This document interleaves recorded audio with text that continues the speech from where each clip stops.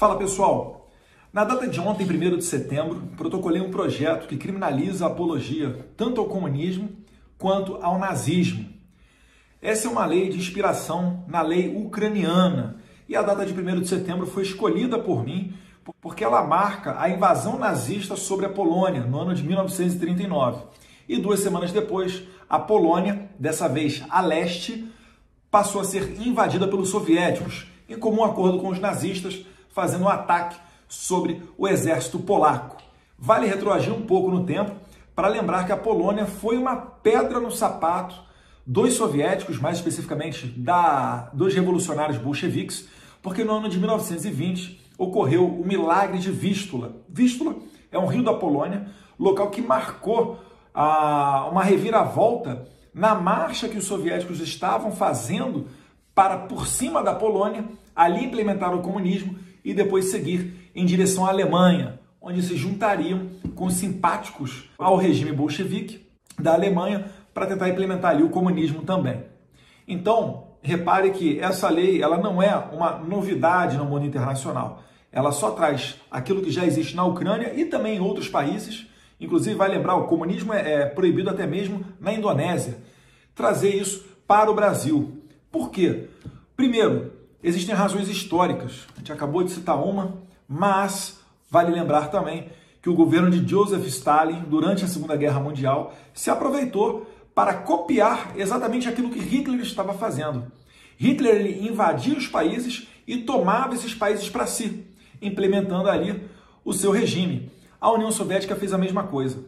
Quando a União Soviética estava retomando os seus estados confederados, que foram os invadidos pelos alemães, eles chegaram perto da Polônia e esperaram para atacar os nazistas, porque naquele momento os nazistas estavam esmagando a resistência polonesa.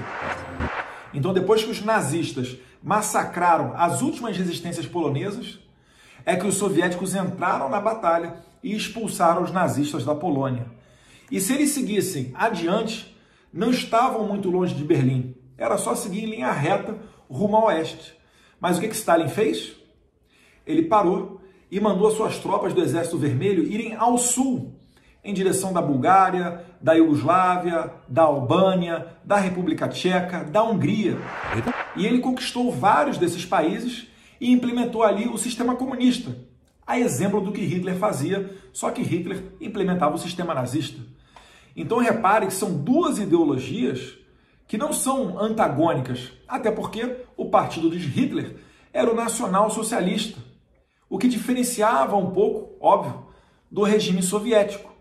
Mas, em suma, não são tão diferentes entre si, a começar na sua maneira genocida de governar. Hitler matou 6 milhões de judeus, e o que nós podemos ver no século XX foram cerca de 100 milhões de assassinatos oriundos desse regime comunista. Então Stalin não tinha tanta diferença de Hitler quanto aos seus objetivos. E somente depois de conquistar esses países do leste europeu e formar a cortina de ferro, foi para cima de Berlim para acabar realmente com o nazismo. Fato que só ocorreu porque na Europa existiam duas frentes de combate. Hitler cometeu esse erro, então os aliados também vieram ao oeste, reconquistando a França, a Holanda, a Bélgica, até chegar na Alemanha também. E para aqueles que dizem que, Eduardo, mas assim você está restringindo o debate, você está sendo autoritário.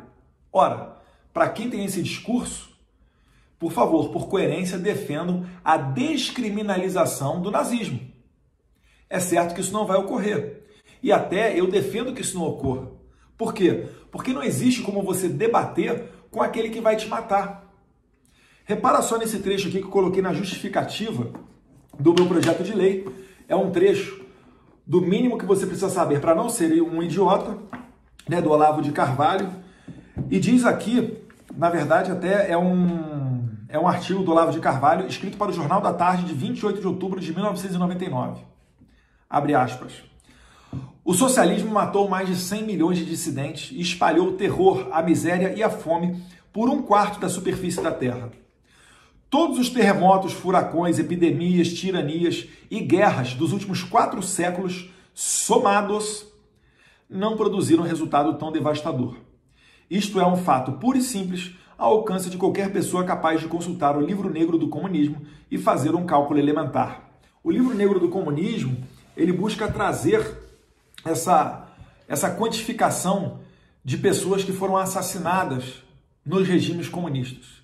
E também no meu projeto de lei eu destaco duas passagens históricas. Uma, o Holodomor, que foi o confisco dos grãos da Ucrânia no período da União Soviética, entre os anos de 1932 e 1933, fruto da política agrária, onde o Estado controlava todos os meios de produção e determinava para onde é que seriam enviados os produtos agrícolas. Isso levou à fome e à miséria e chegou a matar entre 2 milhões até mais ou menos aqui uns 8 milhões de pessoas. Há uma estimativa, não é um número exato, mas certamente tratou-se de um genocídio do povo ucraniano. Esse sim já viveu na pele uma ditadura de esquerda, uma ditadura comunista, e certamente não é à toa que eles criminalizam esse regime para que ele nunca mais retorne ao solo ucraniano. Vale lembrar, não só o comunismo, como também o nazismo. Então esse é o espírito do projeto de lei, de trazer aqui a liberdade, o debate. Não tem como você debater com opositores que eliminam, que matam seus dissidentes. Não adianta você falar, o socialismo democrático. O socialismo ele sempre está mudando o seu nome. Alguns falam, somos revolucionários, somos progressistas, somos bolivarianos, somos marxistas, mas no final da conta é tudo igual. Por quê? Porque eles pregam a igualdade. E para você fazer a igualdade, eles não têm como gerar riqueza nas classes mais humildes a fim de equipará-la às classes que levam a vida mais confortável. Então o que eles só podem fazer é o contrário. Eles demonizam o capitalismo, falam em burguesia e pegam a riqueza dessa classe e distribuem aos mais humildes. Quer dizer, pelo menos eles dizem isso, né? Transformando então todos iguais, mas todos iguais na miséria. A única exceção são as pessoas do partido. Esses sim vivem muito bem. Dou exemplo aqui mais próximo de nós, da Venezuela, Nicolás Maduro. Cerca de 15% da população venezuelana, mais de 4 a 5 milhões de pessoas já deixaram o país por causa da perseguição política, por causa do alto número de homicídios, por causa da miséria e da fome. Mas se você olhar para o Maduro, ele está muito gordinho, muito bem, obrigado. El presidente venezolano Nicolás Maduro derrocha serenidad y buen humor en plena crisis económica y política en su país. Frente a las críticas de sus adversarios, impulsa una nueva estrategia de comunicación que incluye bailar salsa en su programa de televisión En Contacto con Maduro. Então, sempre por onde esse sistema passa, para que ele consiga fazer essa força, onde ele divide a riqueza, acaba com a propriedade privada, deixando todos iguais na pobreza, eles precisam de um poder mais forte ainda para obrigar essas pessoas a repartirem a sua propriedade privada. Porque ninguém vai fazer isso da noite para o dia. Eles são forçados a fazê-lo. Então muitos acabam até falecendo. E o que acaba substituindo esse capitalismo burguês criticado pelos comunistas é um regime muito mais opressor do que o que vigorava antes, quando existia na sociedade capitalista.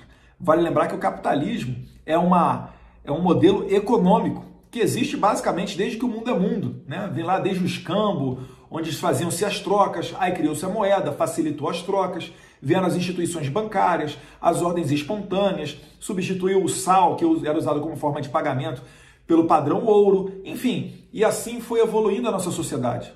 O socialismo não, o socialismo tem data marcada de nascimento, né?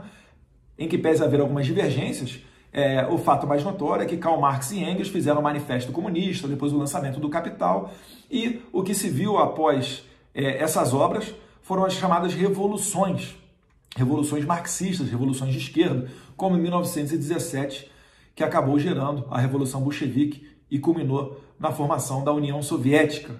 Então, esse é o passado negro do comunismo e do nazismo que nós não queremos ver aqui no Brasil.